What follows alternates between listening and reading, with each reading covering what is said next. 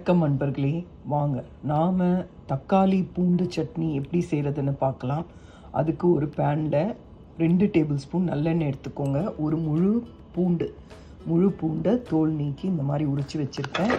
எண்ணெயில் போட்டுக்கோங்க. இதை நல்லா வதங்கட்டும். அதுக்கப்புறம் நாம் 3 தக்காளியை கட் பண்ணி இதில் நாம் சேர்க்கலாம்.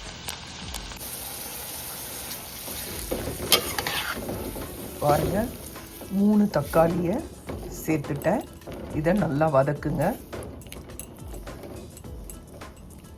நல்லா வதங்கட்டும். வாங்க, வதங்கின பிறகு பார்க்கலாம்.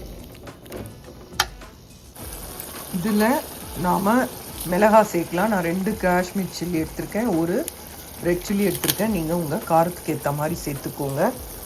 அதுக்கப்புறம் கொத்தமல்லி தண்டு போடுங்க, நல்ல ஒரு ஃப்ளேவர் கிடைக்கும். அப்புறம் புளி போடுங்க. நான் கல்லுப்பு சேர்த்துருக்கேன். இது எல்லாத்தையும் போட்டு நல்லா வதக்கிக்கோங்க. இது நல்லா வதங்கின பிறகு ஆறினோன்னு நாம் இதை மிக்சியில் போட்டு அரைச்சி எடுத்து வரலாம்.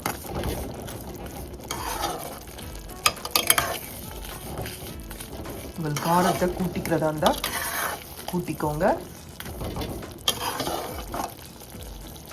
நாம் இப்போ அடுப்பை ஆஃப் பண்ணிவிட்டு இது ஆறின பிறகு அரைச்சி கொண்டு வரலாம். வாங்க பார்க்கலாம்.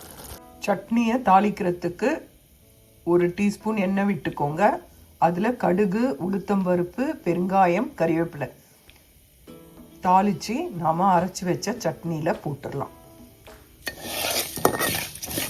நான் உளுத்தம்பருப்பு தகுந்தோடனே சட்னியில் போட்டுட்டு உங்களுக்கு அடுத்து என்ன பண்ணணும்னு காட்டுறேன். தாளிச்சதை இதில் கொட்டிட்டேன். இப்போ இதை நல்லா ஒரு கலரி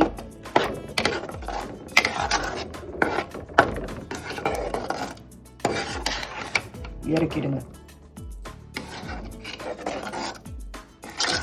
இது ரொம்ப நல்லா இருக்குங்க. இட்லி, தோசை, சப்பாத்திக்கெல்லாம் ரொம்ப அருமையாக இருக்கும்.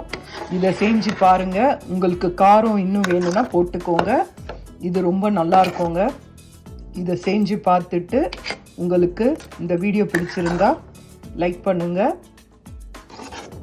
ஷேர் பண்ணுங்கள், சப்ஸ்கிரைப் பண்ணுங்கள். நன்றி, வணக்கம். பாருங்கள், சட்னி ரெடி ஆயிடுச்சு. இந்த சட்னி ரொம்ப நல்லா இருக்கும். நீங்கள் இது சப்பாத்தி, தோசை, இட்லி, சாதம் எல்லாத்துக்குமே போட்டு சாப்பிடலாம். இதில் நல்லெண்ணெய் விட்டு சூடான சாதத்தில் பிசைஞ்சு சாப்பிட்டா ரொம்ப அருமையாக இருக்கும். இதை செஞ்சு பாருங்கள். இதை செஞ்சு பார்த்துட்டு பிடிச்சிருந்தா இந்த வீடியோவை லைக் பண்ணுங்கள்.